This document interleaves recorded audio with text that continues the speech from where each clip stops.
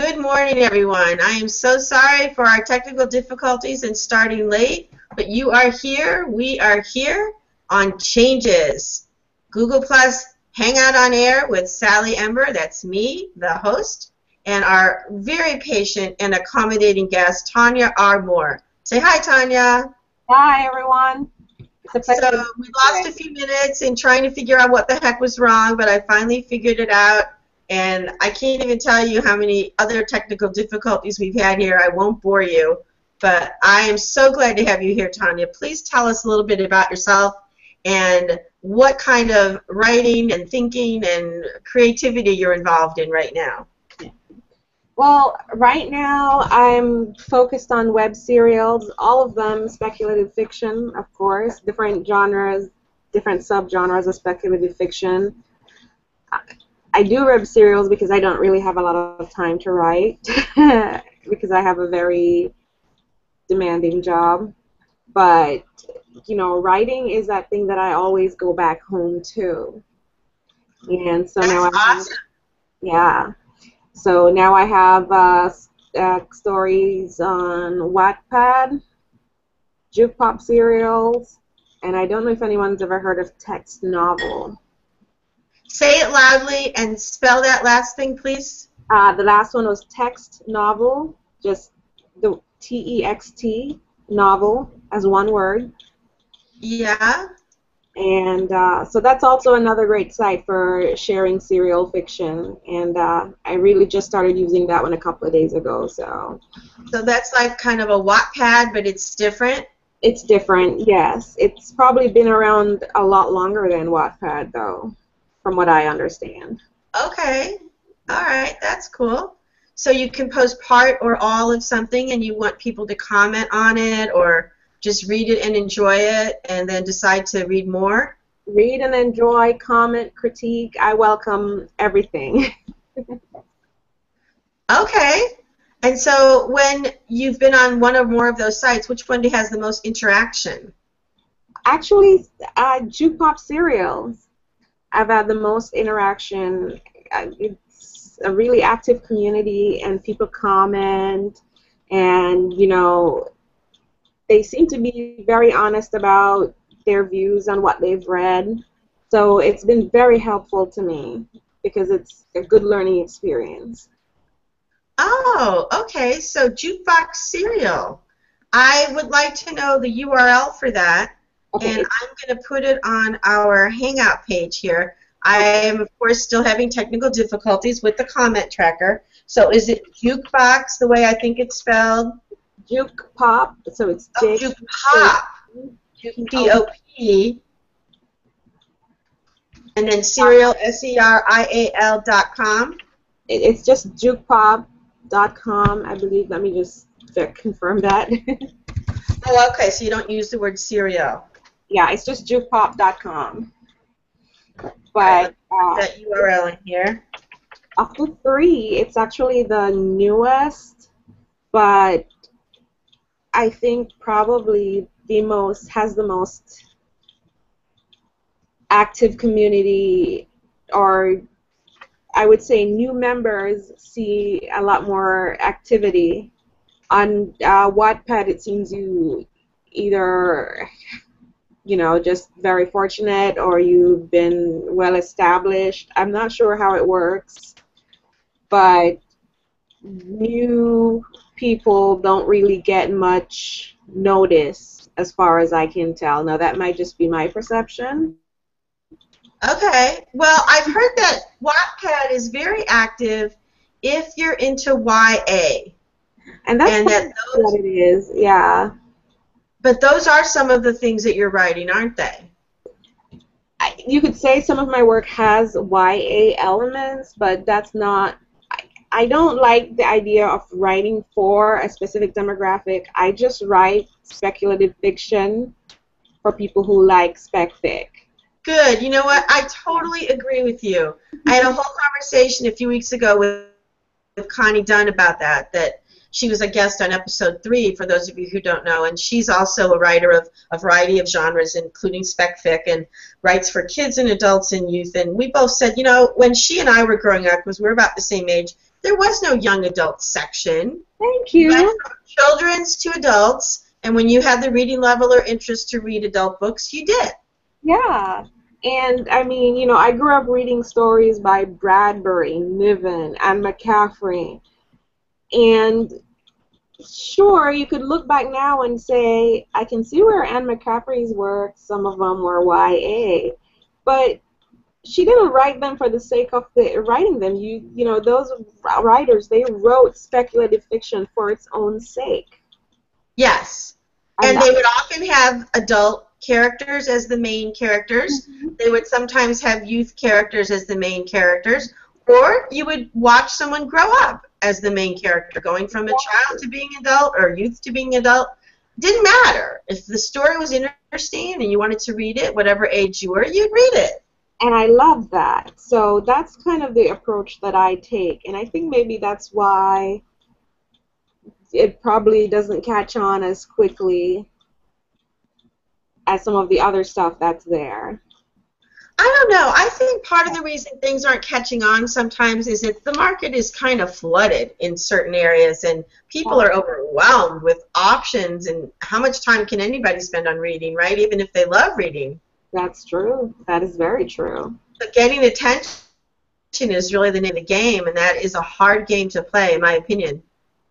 It is. And, you know, lately I've just been writing with the focus of enjoying the process, sharing. You know, I hope people enjoy reading my stuff. I hope that there's people out there who do enjoy it. But I'm not going to think about it beyond the fact that I really had a great time writing this. Well, let's do a screen share for a minute because I want to show people your Amazon author page, and then I want to show people your blog, or we might go in reverse order, actually. I think I'm going to show them your blog first. Okay. So here we are, and everybody's seeing that now. Can you see it? Yeah, I can see it.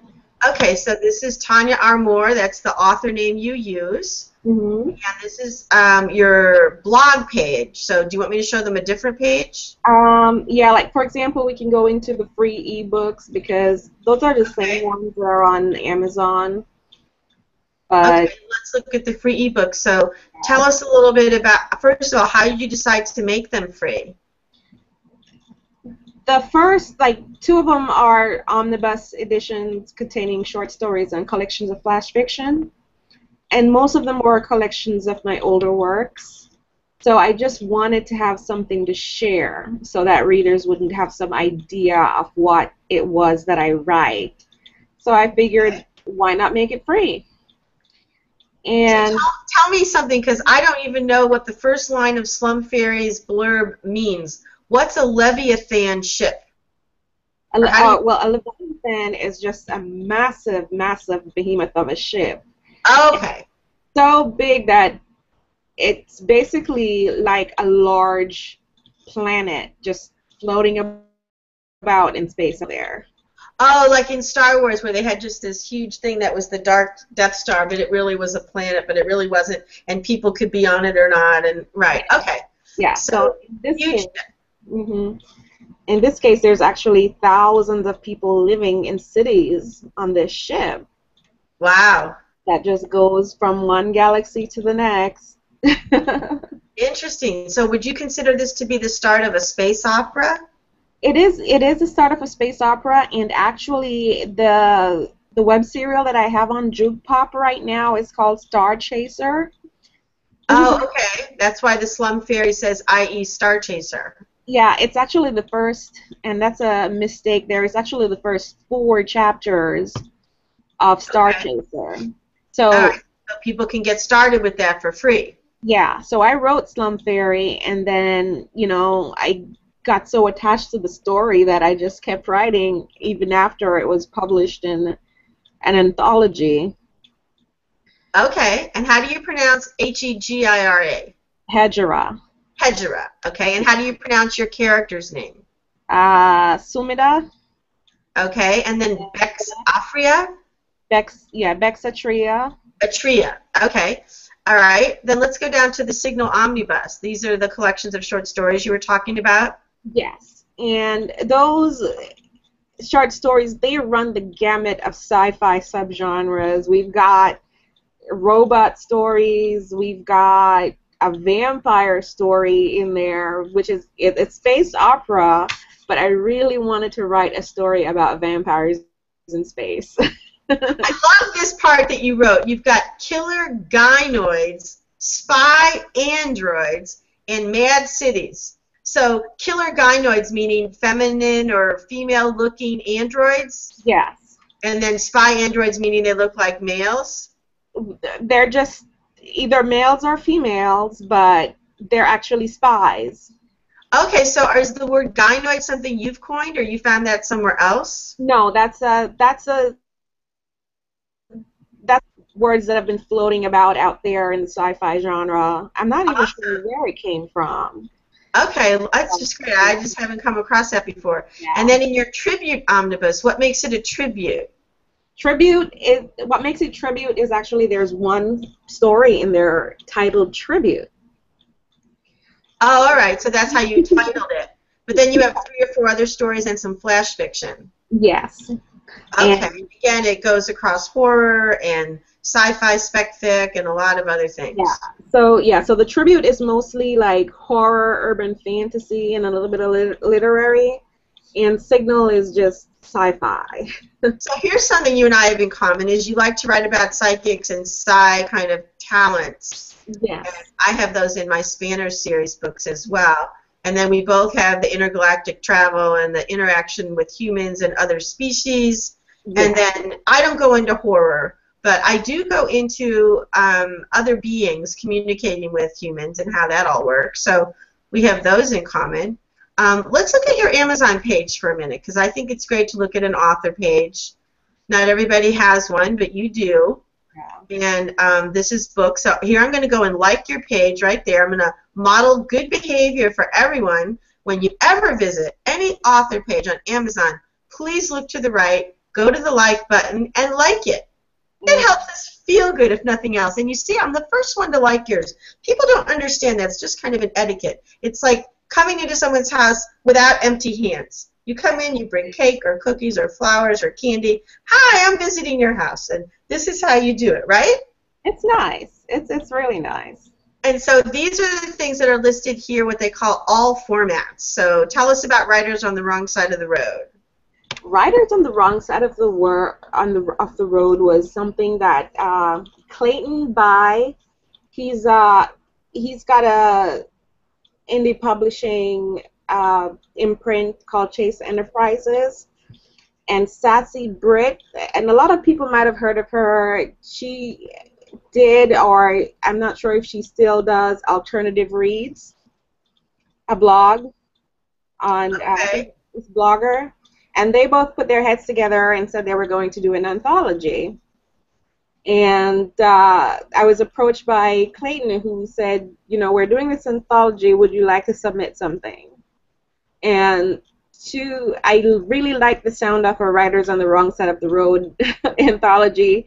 It's mixed all different genres, so I submitted Slum Fairy as, you know, a space opera piece, because, you know, after I wrote it, it just seemed so off the wall no matter how many times I reread it. So I sent it in, and it was accepted. Awesome. So there's another place people can find Slum Fairy and get into it, and then when they want more, they can go over and find out where else you have it. Right. And are you still working on additions to that story? I'm still, that story is a work in progress right now. I just uploaded a new chapter maybe 3 days ago. Okay, and then is that where you do it on your web serials here on your website too? If you go to web serials on the website, it actually tells where you can read each story. Oh, good. There we are. So there's Juke Pop Serials. Okay. So and then Blood Binds. Woo! That's a horror, right? This one is really a genre bender, because I've got it's kind of like a fantasy with a sorcerer, a vampire, and a witch. Woo! They're crossing dimensions, so it's kind of a I don't know if you would call this slipstream. Everything. Yeah, and tell me about this logo. That is almost like a Tibetan endless knot. Yeah. I, came upon this emblem and I thought, because to me it looks Celtic. I Oh don't yeah, really there's a know. Celtic knot too. Yeah. And I thought, it really kind of fits in with the idea of, if the story kind of focuses a lot on the bonds that these people have with each other. So I Okay. thought that this image really kind of fit with it, so I just went with that. It's kind of like an Escher thing where you can't even see where it starts or stops. I like that. Yeah. And So then you have Pandora's Lament. Pandora's Lament is it's also a space opera. And actually below that you see Dorian's Task. They're all part of this group of stories that I call the Niacin record. And How do you spell that? The what? it's Niacin, Nyacene record. Nyacene record. Yes. And each story, for example, Dorian's Task features one LGBT couple, and Pandora's Lament features another LGBT couple, and there's another story on here that I worked on a little bit but haven't done much with, that is just a male-female couple. So Okay. I really mix it up and kind of, different characters, different ways of living, and just mix it all up in one big universe. Okay, that is so interesting. So I like how you kind of stumbled over how to talk about a heterosexual couple, because that is not the language we use anymore. Sometimes we call about heteronormative and things like that to recognize that that's not exactly what everybody is or how everybody lives. And so then when you finally do get to a story about a male-female couple, you forget to say, oh, they're heterosexual. Oh, yeah. That's funny. There was once I had a wonderful work partner who's a very, very good friend of mine, Mario Casa, who's also an author, and he and I worked in youth programs for a long time called Acting Out, and we had some before that, and one of the exercises he came up with that we both used a lot was an alternate universe exercise in which it was the norm to be homosexual. And so we had a lot of different role plays and spontaneous improvised scenes where the youth we were working with would be talking and interacting in this alternate universe. And so, for example, we have some parents, and they're dealing with their youth. And the parents, of course, are a gay couple or a lesbian couple, and they're talking to their teenager, and they're saying, but honey, how do you know you're straight? I mean, a lot of people go through that phase. Mm-hmm. A lot of people see that on a movie or read a book, and they think, oh, I must be straight. But honey, you know that's not normal. You know everybody's lesbian or gay, and you'll get over it. And you just need to meet a nice girl, And so we have those kinds of scenes, or we'll have people walking down the street holding hands, a male and female, and all of the lesbian and gay people around them go, ew. I mean, all right, it's okay if you like each other, but do you have to be so public about it? Go do that somewhere else, you heteros. And everything that you would come across if you're gay or lesbian that is pushed on you in a heteronormative society is flipped. Yeah. And it makes it so much easier for everyone to understand how that prejudice operates and how oppressive it is and how insidious it is, all the assumptions people make. And also it's just fun. It's a way to learn while laughing, even though it is a little painful. It's one of those twisty. And one of the things that really bothers me about mainstream fiction is that when they do portray gay characters, they portray them as being abnormal in some way. Like, a lot of writers do. Oh, it's yes, I have them in my book, but it's really not normal for this type of character to be here, sort of feeling. That's the way they present it. Yeah, it's really not right, and I agree with you that has been happening way too often in the past, but I would say that in the last 5 to 10 years, more and more authors are just including a variety of characters, not always white, not always in their 30s, not Mm-hmm. always able-bodied, not always Mm-hmm. heteronormative, like all those things that they used to always have as just these are the characters of spec fic. Now Mm-hmm. they're all different kinds of characters, but we finally evolved to the point where that's not the point. Exactly. Like, oh, look at our disabled character. Let's talk about their disability. Oh, look at this black character. Let's talk about their blackness. Oh, look, this one's Jewish. Let's have a yarmulke and talk about that. Like, it's okay to talk about those things, but not to make them the focus. If really these are just people in your story, then they're just people. Yeah. Or Yeah. other beings, whatever they are. Exactly. So I think, for me, that's a part of the fun of creating this universe because, I create this universe in which it's not at all strange to have any of these characters. And I especially love the stories when you have completely alien characters interacting with humans. And, it's not humans versus alien type of feeling. It's just people from different ethnic backgrounds dealing with each other.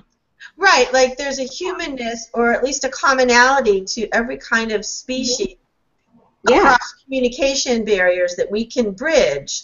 And once you bridge those barriers through translators or devices that allow you, like in Hitchhiker's Guide to the Galaxy, they talk about having the earworm, or the fish.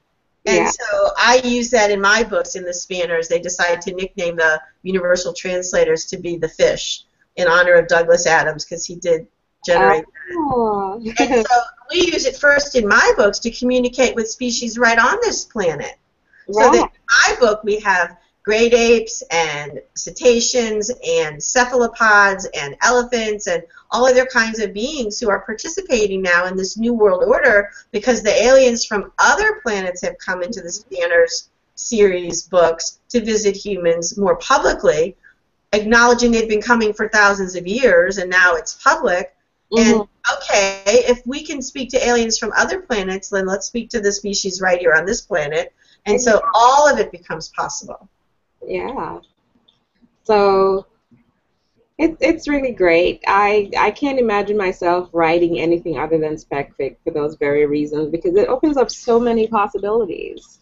Exactly. So like in my family and in my books, I have observant Jews, sometimes called Orthodox. I have non-observant Jews. I'm a Buddhist who was raised Jewish. I have people who have no religion, who are atheists. I have people who don't talk about it at all. I have people who are very involved in meditation but aren't Buddhist. And then I have the other ways that people develop themselves that aren't necessarily religious or even what we might call spiritual from many different parts of the world and species and planets, all interacting and all finding out what we have in common. And our psi talents are one of the things we have in common, psi, P-S-I. Mm-hmm. How we can communicate across distances and all the quantum physics understandings. Do you use some of that in your books? To some extent, actually in the Nicene record, because, and I think largely this was probably inspired by Anne McCaffrey because she had the Rowan series with the telepaths who would teleport people from one place to the next. Yes. And I sort of have a system like that, but it's a communication system. And so you have these relay stations where, or relays where you have the telepaths that work there. And they yeah, I've read other books where they have that, a variety of books, like the Darkover series has that, with the towers, right? Yeah. And so Mary Bradley. Them where they're using telepathy as a means to overcome, to make, FTL faster than light travel, or to communicate faster across great distances. Yes.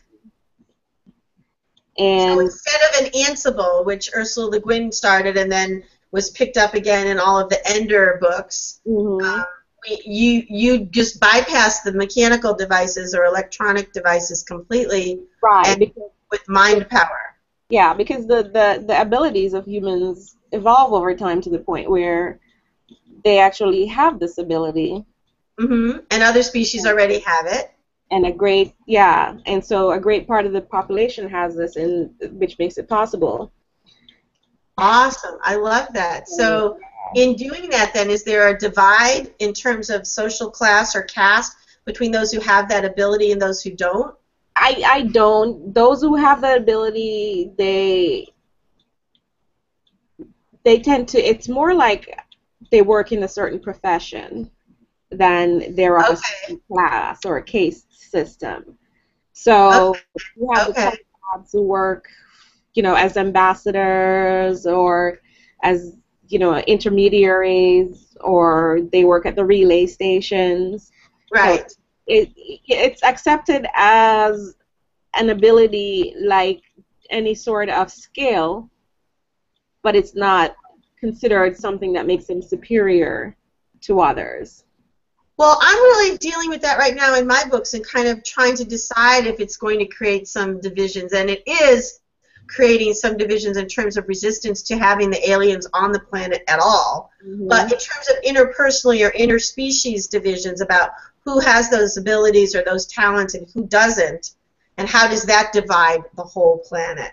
And is that a good division, like you're saying, just kind of a neutral division where it's just, oh, well, you're good at that, do that job?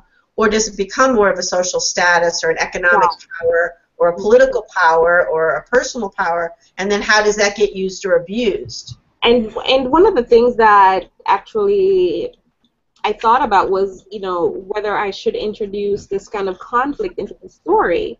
But you know what? Almost every story with telepaths or with that particular skill, I felt like it was done to death already. Good point. Good point.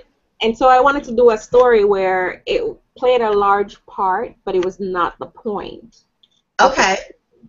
Okay, I like that. Like, I keep my Sci Wars in the background. I mean, they do affect everyone, and there are certain interactions that I depict, but my book's not war after war, battle after battle. I feel like that is incredibly boring. Yeah. But, and I think, right around the time when I decided that is when they had one of those shows on TVs about people with special abilities. And once again, the show culminates to the point where it goes public that there are people with special abilities and everyone panics and start hunting them down and killing them. And I'm like, yeah, that's probably realistic that, considering the world we live in right now, that's probably what would happen. But let's write a story about where that didn't happen or where that's not happening right now. Well, yeah, because you definitely don't want people to only have one concept of how to deal with differences, and that concept is kill them. Yeah. Imprison them, get rid of them. That's just a terrible way to think, and it has been the history of humanity way too often, obviously, but hopefully we're changing that. Hopefully. Certainly some progress has been made, let's put it that way. Yeah.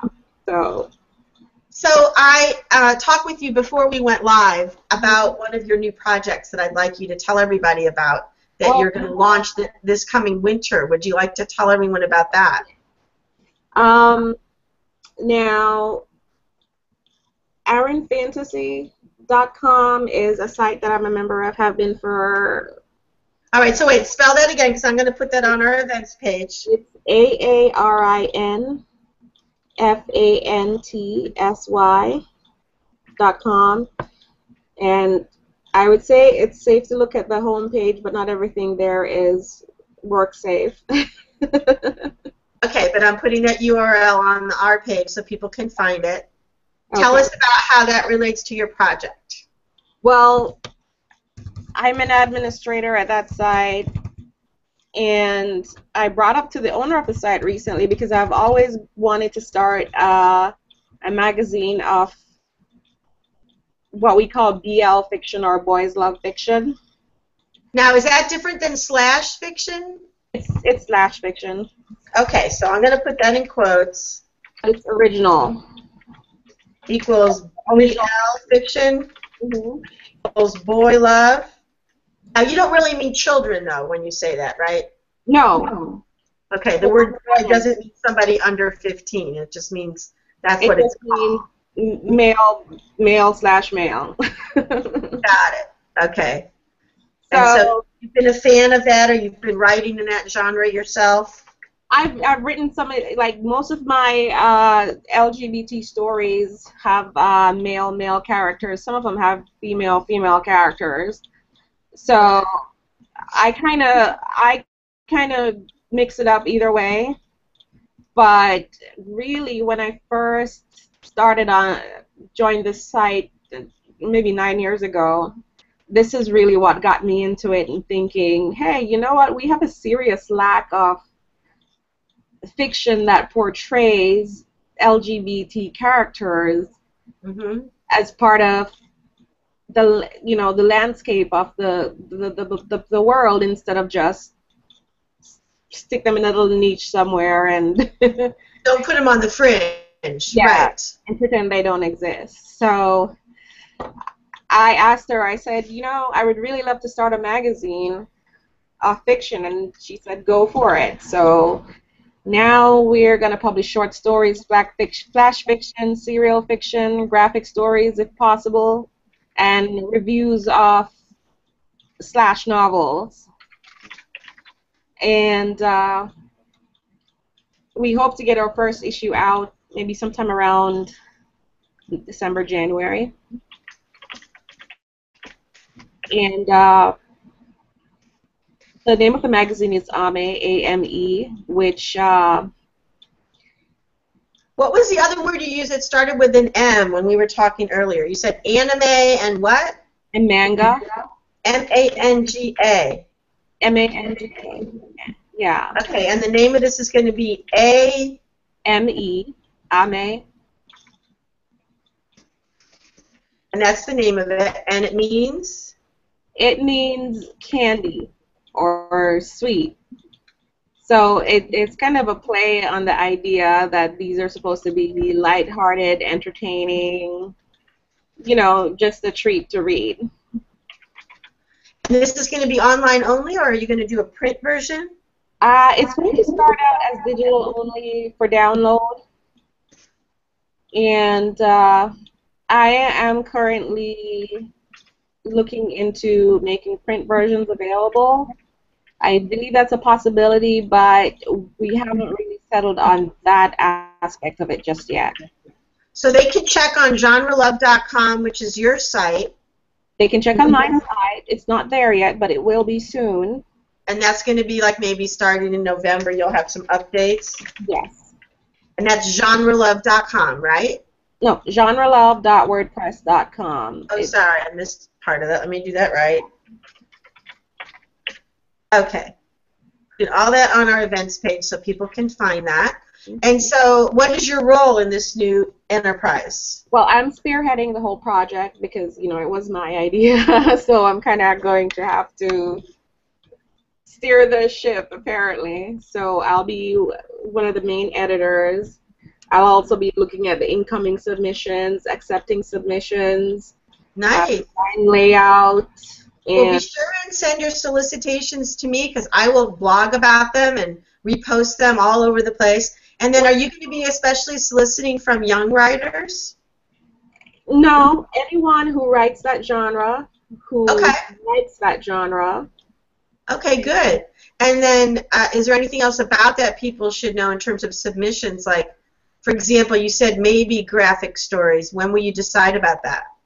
We want graphic stories. So the main part is only whether or not anyone's going to submit us some, but we really want graphic stories. Okay, and that's what some of us used to call comics, right?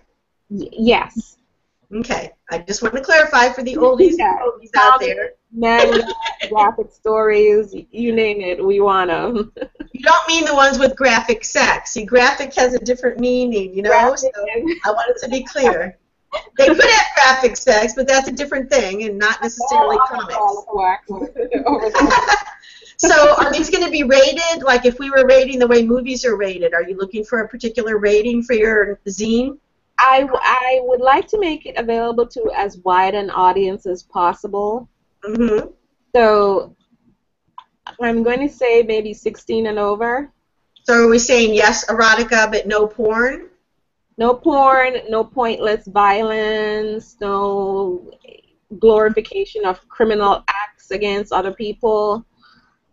you know, it's fine if we get into something a little suggestive. I'm not gonna outright reject something that has maybe a little bit of an explicit scene or two in it, but if it's just, you know, what they call PWP, porn without plot. Porn without plot. I love that. Oh my God, I've never heard that, but that is my huge objection. Violence without plot, car chases without plot, porn without plot, sex without plot, all kinds of things without plot. I register major objections. So, nothing without plot. Okay. And also, let's have some good character development while we're at it. Exactly. So, you know, we did point out we're looking for well-written, entertaining stories. So, that is a great way to put it. I'm so happy we have that archived forever so people can find out what this means. And I'm going to put it on our events page. I love this. PWP equals porn without plot. But now I've just expanded it because it's going to not just be porn without plot in my world. It's going to be anything without plot. Right. Because I object. So, no. That was just basically to give people the understanding. Look, the smart, the sex is the point of it. We want good stories. We want to give people something really entertaining and fun to read. Good, good. Well, I want to point out that we are at a quarter of our hour, but we started late. So I'm going to beg everybody's indulgence and hope that the Google Hangout allows it, because we said we were going to have a 60-minute broadcast, and I think it won't kick us out until we've done our 60 minutes. Do you have an extra 10 minutes so we can go the full hour? Oh, absolutely. Okay, because I want to give everybody a chance to hear more about what else we're going to talk about and then get to the last part before we end. So have you said enough about that project, or do you want to say more about it? For now, really it's in its infancy, so that's about everything. That's all set up just yet. Okay, so we kind of launched into this whole broadcast a little bit shaky because I got involved in technical problems jumping into it, and we didn't get to do a full introduction of you, like where do you live and what is your profession and how did you get into writing. So what would you like to say about all of that kind of background stuff? Oh, yeah. I am a public safety communicator, basically a police dispatcher. So I am that voice on the radio or that voice on the phone when you call, not having the best day of your life, most likely. You do have a great voice for that, though. I can tell people would be calm by listening to you. Well, I hope so. I write in my spare time, which sometimes isn't very much. I live in Sarasota, Florida. Sarasota is a beautiful little artsy little city. So there's a lot of scenery. There's a lot of inspiration here. Now, I know a lot of Floridians don't speak with a southern accent. Are you from Florida? Oh, no. I'm from Jamaica. Okay, and so you don't really have much of a Jamaican accent either. So when did you come to America? About 10 years ago. So how come you don't sound more like the movie Hollywood Jamaican people? I don't know, because the movie Hollywood Jamaican people aren't really Jamaican and they don't really sound Jamaican. I love that. That was always my suspicion, that cola nut guy was a total fake, right? So every time you hear one of them talking, and we're like, that's not how Jamaicans I love that. It's a total fake out. Okay, so tell me, is Jamaica Kincaid one of your heroines? Kincaid?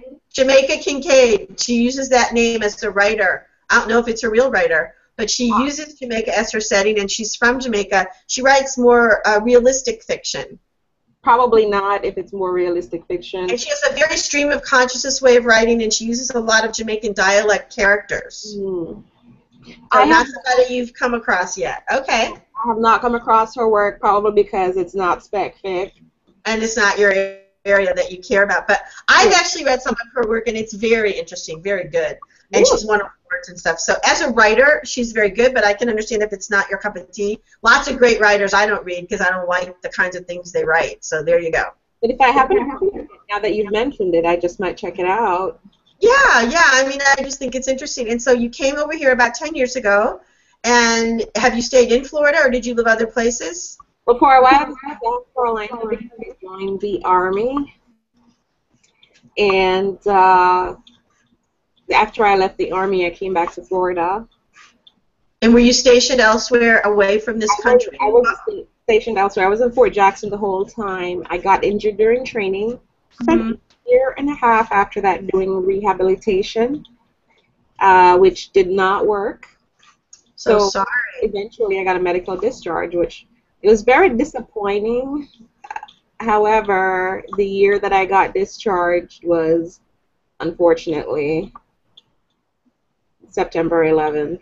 I was just going to say, if that was a little over 10 years ago, that would be that year. So, oh my Yeah, God. So maybe that injury saved your life in a weird way. it probably did because I got discharged that April and it happened that September.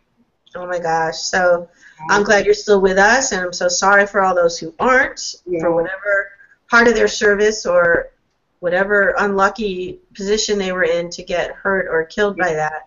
But you are here, and you decided to stay in the public service field, Yeah. and you're in Well, law actually, for a enforcement. while I was in the private industry. I worked jobs that weren't related, but at the end of the day, I went back into a public service job because I just prefer that over the private sector.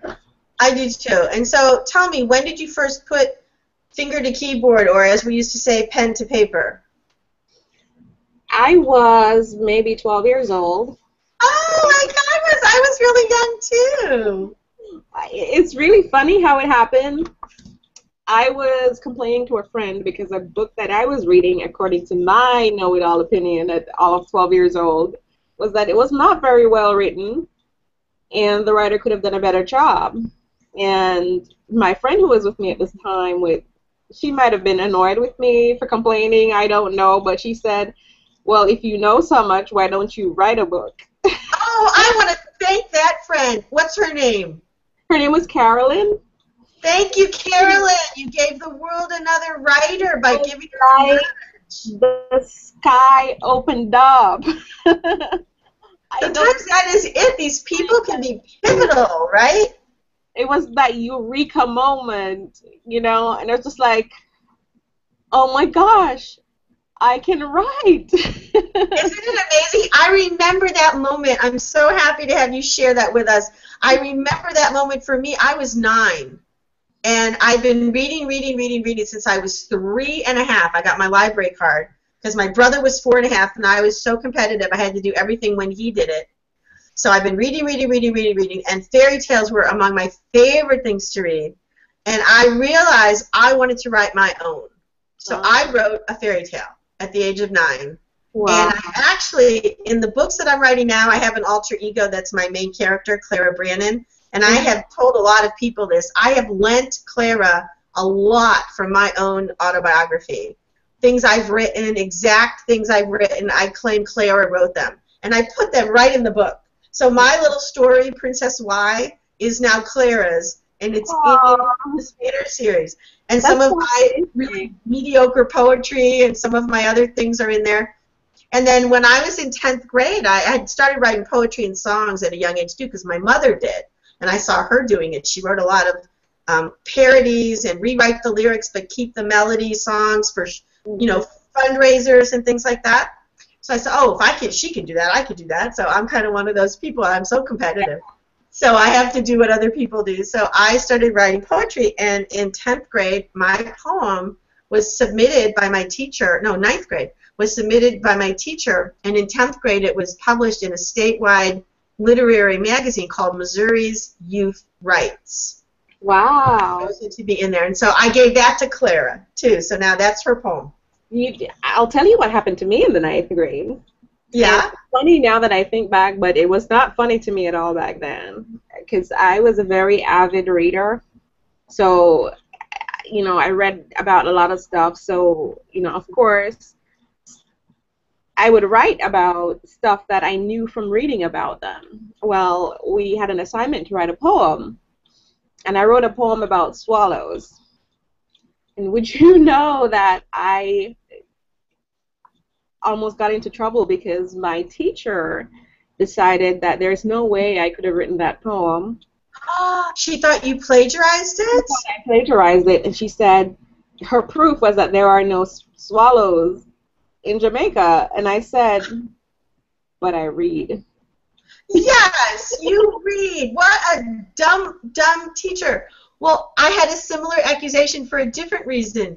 I was taking Spanish all 4 years of high school, and in my senior year of high school, I'd become quite a good writer and won prizes for other things and been published in our school literary journals for my writing in English, analyzing stories and books and doing what they call literary criticism. I was in the advanced English classes, so I learned all these things. So our Spanish teacher assigned us to read a book in Spanish and write about it. Well, I did exactly what I do in English. I read the book and I wrote a literary critique of it in Spanish. Well, she accused me of stealing that from somewhere, although you got to realize this is 1971, so where was I going to steal it from? There was no internet, right? Yeah. How was I going to find anything like that? But she insisted I could not possibly have written anything that good because she'd never read any of my English papers. I know. And all I did was just write it in Spanish. It's the same way I wrote in English, but there was this big meeting with my parents and the principals, and I finally had to bring in my advanced placement English teacher with my other papers to show her, yes, I am that good. And writing it in Spanish is no harder than writing it in English if you know Spanish. And she had to back down. She was just a mean person. So I was so glad to see her get her comeuppance. Oh my goodness. But it's funny how we remember those things years later. Oh my God, it was over 40 years ago, and I feel like it was just last week. And it's so funny because I'm sure that teacher probably did a lot of good stuff, but that's the one thing I remember. Right, that she really didn't believe you. Well, Yes. look, we are now really at the point where we only have about 10 more minutes. And as I told you at our introductory pre-broadcast time, this is when I'm going to give you one chance again to let people know how to reach you and what else you want them to know about your upcoming project. So take a few minutes to do that, and then I'm going to ask you our final question. Okay. My blog, you can get to it at GenreLove, GenreLove.wordpress.com. You can also get to the same site by punching in my name, TonyaRmore.com. It'll redirect you to my WordPress blog. Right now, the focus of all my projects really are two things, the magazine and the ongoing web serials. I'm really hoping to get at least one of them finished by February or somewhere like that. So there will be updates. There will be regular updates. Great. To Star Chaser and Bloodbinds for Good. the future. And then I have put all of those URLs on the events page. People can find Jukepop, Wattpad, and Textbox. Mm-hmm. And put their own work up there, or go read your work and comment and like it and share it, right? Wonderful. All right, and then people can reach me at http, all that stuff, sallyember.com. That's my website, and if you want to know about our upcoming guests and past episodes of Changes, all of those URLs are on my site, and you can watch them on YouTube archived and watch us most Wednesdays live. Our next guest is Sci-Fi Gal. I'm really excited to have her on next week. I'm not going to tell you her real name yet, but I will in the promos, and it's on my website. So you put on sallyember.com/changes, and you'll find everything you want to know about that. I also have a blog. So does Tonya. You can read our other thoughts on our blog. And I also have a whole page on my series, just the way Tonya has on her books and serials and stories.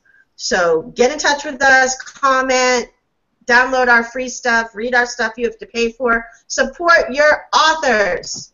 Yes. All right. So now I'm going to ask you my question I ask everybody. Given all of the personal, local, regional, global, social, and political changes that you are currently aware of, which ones are you reacting to and would like to speak of right now? This is your platform now for at least 5 to 7 minutes. Go. Let's see. Well, the first thing locally, and this centers around my job and what they offer to us, is something that they call Change for Good. and it really encourages us to live a healthier lifestyle. And I've been really getting into that lately, eating better, exercising for the sake of our health. So that has become probably one of the top things in my life right now that I'm really focused on and putting energy into. Aside from Is there a that, website, or is there a website for that? um, I have a website, a blog at positiveevolution.wordpress.com. I don't update it very often. Okay, but I'm just putting that so people can find it. So it's there, and ever so often I put a little post in there. um, Okay. Aside from that, I'm really concerned about. Well, actually, President Obama is actually in Tampa today. He flew in yesterday. Really? Yes, he's here to talk to. He's at MacDill Air Force Base to talk to some generals, I guess, about the crisis with ISIS right now. Oh, that rhymed. Yeah, I see that. And so that's one of the things that everyone kind of has their eyes on, trying to figure out what's going to happen next. Of course, I'm really concerned about what's going on over there because, it's far away, and yes, it's happening far away, but, these are humans, these are human lives, and I can't imagine the terror and the upheaval that's happening in people's lives right now.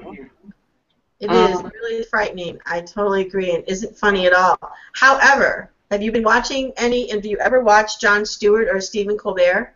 I have not lately because I haven't watched any of their shows lately, but I do watch them from time to time. Well, on that topic, I think Jon Stewart especially has been incredibly insightful, and he said something the other night that I completely agree with, which is that having airstrikes or boots on the ground or any other kind of conventional warfare is absurd. When we don't know where they are, we don't know who they are, and all we're going to do is hurt innocent people and waste a lot of money and accomplish nothing. But not just that, but sending people to die. Right. And, and creating more ill will toward America, the last thing we need. It's a tough situation. I cannot imagine having to be the person who has to make that decision. It's craziness, isn't it? And I think those kinds of changes that are going on are frightening to everyone. And there is no easy, quick solution. That's the hard part. Yeah. Because when you see all this violence and you think, how long has this been going on? And if it's like if there's not violence in one place, it's in another and another, and it's just one never-ending stream of violence. Right, and that is a perspective that is worth noting because this is not new. Yeah. Human behavior. It's a little more sophisticated, or perhaps a little easier to be globalized, but none of it's new. No, and it does worry me because then I think to myself, how are we going to survive as a species if we continue like this? Well, it is a big question. It is a huge question, and it's one of the questions that drives, I think, both you and me in the kinds of writing that we do, is trying to imagine a better future, a different future, alternate ways to arrive at a healthier future. Yeah. Other ways to solve problems, other problem approaches need to be found. Yeah, so... Right. Those are one of the things. The other things that I'm really keeping an eye on is what's happening in Sierra Leone right now with the Ebola virus. Oh, all in those countries in Africa. It is terrifying. It's terrifying. We were just talking about that yesterday at work, and just thinking, what if it was here? What. Well, it is almost here. I mean, I heard a very, very frightening statistic yesterday that right now they're estimating about 5,000 people have been exposed, and many of them have died. But in a month, if we and the whole world does not do something very different than we're doing right now, they are estimating it will be 55,000. Oh, my goodness. In less than 30 days. And they showed this horribly scary graphic where this red color spreads from the red countries that it's already been in all across Africa, and then all across Europe, and then all across the world. in a very short amount of time. Yeah. Now, part of that happens if they don't stop people from traveling. I'm surprised they haven't done that yet. I don't understand. I don't understand why all these areas aren't quarantined. I mean, even with the bubonic plague, people understood quarantine. So Yeah. what is the problem? I don't get it. So that's frightening, really frightening. And, you know, it's one of the, because you would have expected them to stop all flights to those areas a month, 2 months ago. I know. So with those complaints that we're registering and those concerns, we're going to send prayers and good wishes and good thoughts to everyone dealing with that directly, whether they're affected by bad health or are there as a medical worker or a supplier. We wish them all the best. Yeah. I want to thank you, Tonya, for bringing that up and for talking about all the things we talked about today. We have to wrap it up now, and I want to thank all of our viewers now and in the future. If you're watching it archived, thank you for watching. Please comment. Please send comments to me or Tonya via our websites. And thanks to everybody who supports Google Hangouts and helps us with our technical problems. Wonderful, and thank you for having me, Sally. Thank you. We're going to stop the broadcast now, and Tonya, you and I can stay on and talk. Okay. Bye-bye, everybody. Hope you're doing better with the changes every day, and we'll see you next week.